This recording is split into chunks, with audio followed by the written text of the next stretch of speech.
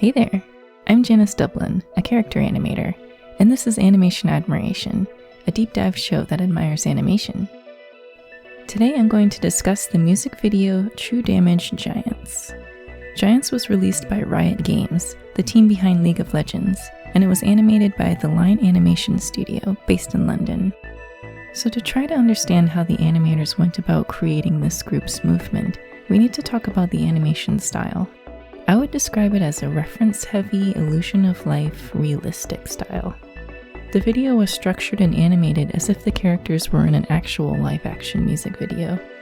In order to get this smooth and authentic movement, the studio used a live-action reference, which is video of real-life actions that is used as a guide for animating. It's great for pose reference and getting good timing. As far as the 12 principles go in this video, I noticed the one that tended to be omitted was squash and stretch, which I would say is one of the most prominent principles of a cartoony style. Kiana spinning on her ring is a good example of the absence of this. She doesn't super squash her body into this pose, nor does she reach out farther than humanly possible. It's all contained and realistic. That said, sometimes realistic animation can fall into the trap of looking too static and somehow lifeless. The 12 principles are meant to remedy that. In this case, using a more fluid timing and exaggerating some movements is the way the animators kept it fluid. If we compare the reference footage for this shot to the final drawings, this is easier to see. We can see here that the pose the dancer ended on has this sort of shape. The animator saw this and decided to push the pose into something a bit more dynamic. Kiana's chest faces out to the right, her head tilts to the left while her face is angled a bit away from us, and her mouth is pushed up in an asymmetrical position. As the dancer approaches this pose, she keeps her head steady forward, whereas Kiana actually dips her head down quickly and ends with her head easing back up. It's all about taking inspiration from reference and making something interesting out of it. The characters in this video have super confident poses, fierce expressions, and a cool edge to their movements. Giants is a fast and powerful song, and we can see how that energy has just been injected into everyone.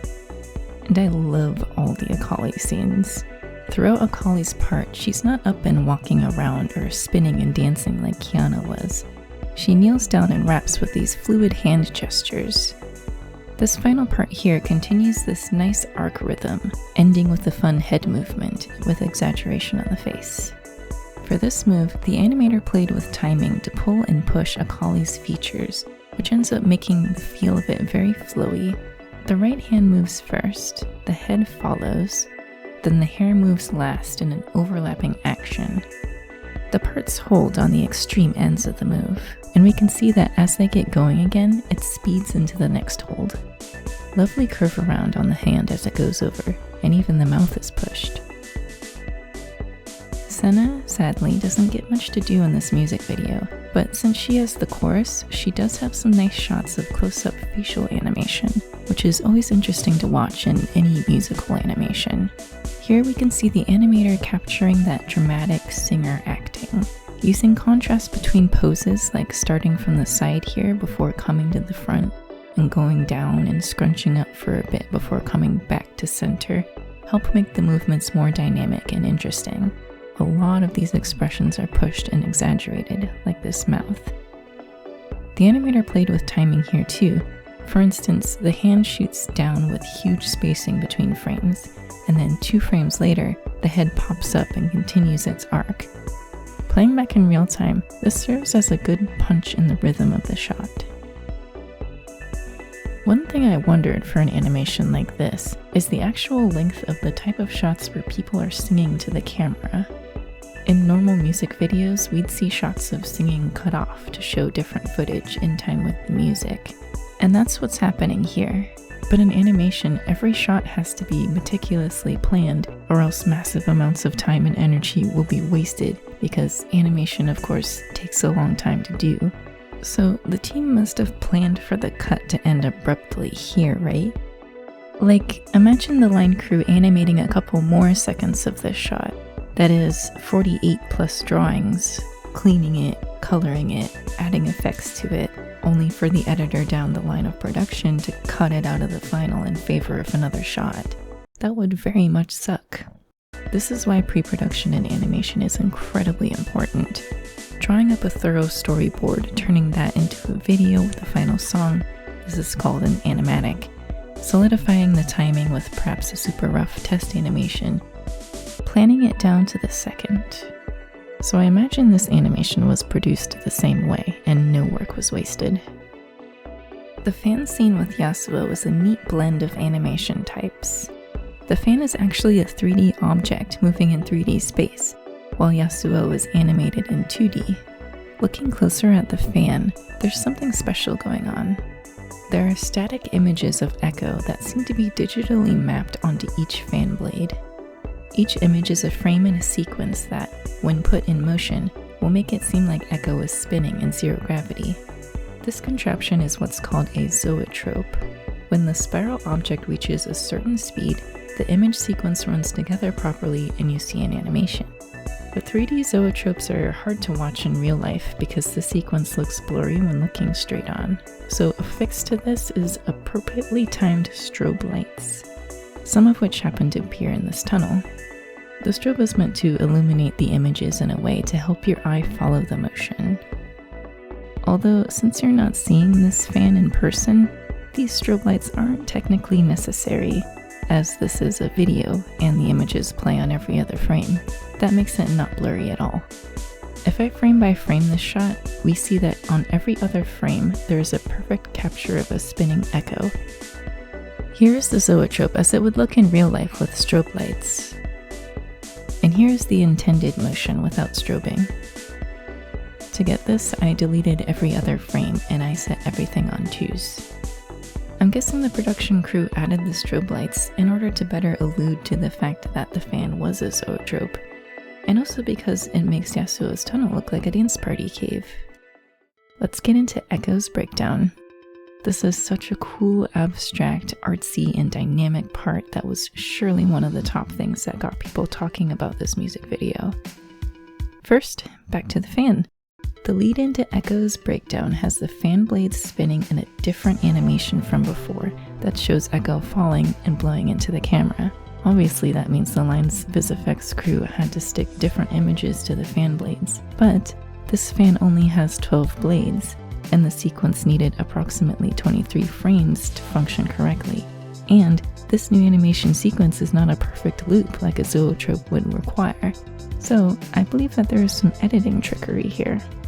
The wider shot from before cuts to here, and we see Echo falling almost immediately. This is where I think the animators had actually been given the 3D render of the fan as a background image, and were tasked with drawing Echo straight onto it right here in this shot. Here's where the cool art style starts. So first I want to say that this entire scene looks really complex and intense, but the same production sense was probably used here to get it done. I mean, drawing Echo in the abstract shapes out, coloring in the lines, and then a small lathering of VisFX filters placed on top. We see here that some blocks of color are filled in on him, and the line art looks more fractured than in the other parts of the video. Actually, the lines look a lot more sketchy, like they skipped the line cleanup part of the process and went straight to coloring. This gives it a loose, homemade feel, like a pencil test animation. Right here, the color of the lines is a myriad of neon colors, and we can also see splotches of that on his clothes. Not gonna lie, first thought when I saw this was, did they draw this with one of those colored pencils that have like rainbow colors in the lead? Can you imagine? Every line you draw with one of those things is completely different. Animating with that, you'd end up with a whole other kind of strobe light. As the rap escalates, the animation style actually seems to get more bold. It employs more freedom in poses along with the camera moves, and we see the animator is upped the appeal and the exaggeration, almost parting from the previous realistic style. For example, we get a major squash anticipation pose here that leads into a big showy move backwards. During the running man part, Echo's hair is especially dynamic and lends its overlapping action to the movement's momentum. From here on, it just gets wilder. The cuts are quicker and the animation makes full use of the vitality of timing and spacing. It's easy to tell because it feels fast, it feels concise. It really has the energy of a character rather than a live actor. At this point here, the frames flow for a bit, the spacing gets big all of a sudden, and then it flows into another motion, then fragments again. This animation is super chaotic. On its own, I'm like, what the heck's happening? But with the song playing and the rap going while watching the animation, all this chaos comes together perfectly. At the busting in line, the in-betweens are quick AF and he literally pops to the front to fill up the screen. Realistic timing was abandoned in favor of a snappier one that complemented the beats of the music.